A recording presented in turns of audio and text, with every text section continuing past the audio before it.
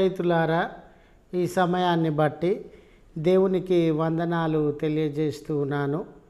ఏది శ్రేష్టమైన భక్తి అనే ఆలోచనను మీతో కూడా పంచుకోవడానికి ఇష్టపడుతూ ఉన్నాను గనుక ముగింపు వరకు దేవుని యొక్క వాక్యాన్ని మీరు ఆలకించాలని మీ కుటుంబ సభ్యులతోనూ తోటి విశ్వాసులతోనూ ఈ వీడియో షేర్ చేసుకోవాలని మీ ప్రార్థన అవసరతలను కామెంట్స్ రూపంలో తెలియజేయండి.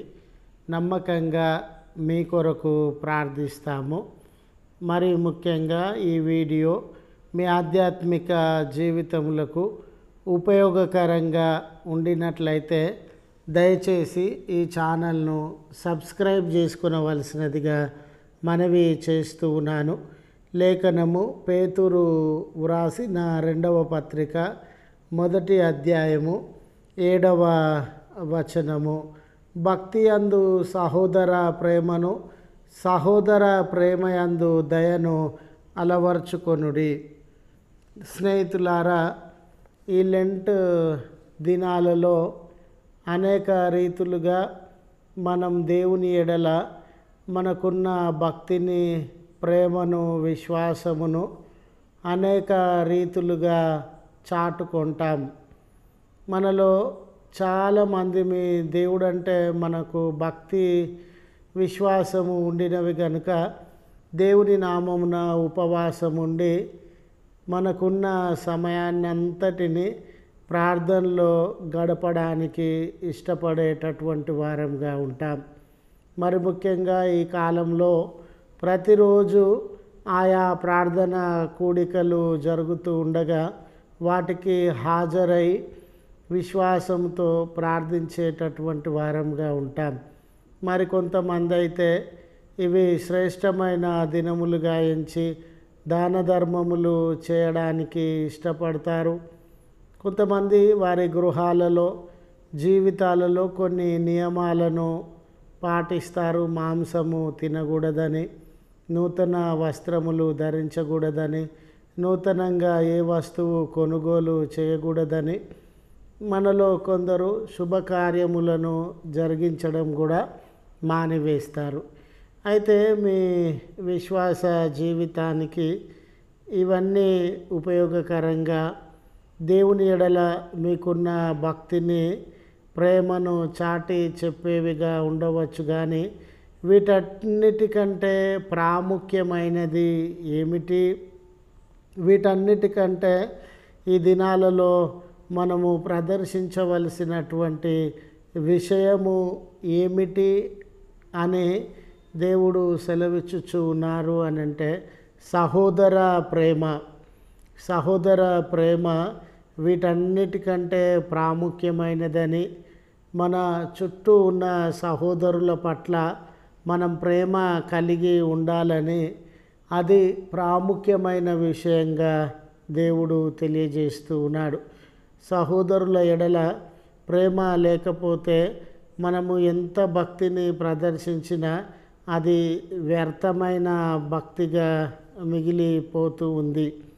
మన సహోదరుల పట్ల మరి ప్రేమను కలిగి ఉండడంతో పాటు వారి అవసరతల పట్ల, వారి బలహీనతల పట్ల, వారు కలిగి ఉన్నటువంటి బాధలు, వారి యొక్క కన్నీళ్ళ జీవితముల పట్ల దయను కనబరిచేటటువంటి వారంగా ఉండాలి.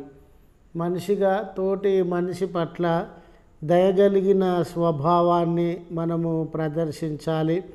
ఈ లెంట్ కాలంలో ప్రేమ, దయ మన సహోదరుల ఎడల కనబరచడం మనము అలవర్చుకోవాలి. స్నేహితులారా, చాలామంది దేవునితో మంచి సహవాసము కలిగి ఉండడానికి ప్రయత్నిస్తారు, కానీ తమ తోటి సహోదరులను నిర్లక్ష్యము చేసేటటువంటి వారుగా ఉంటారు.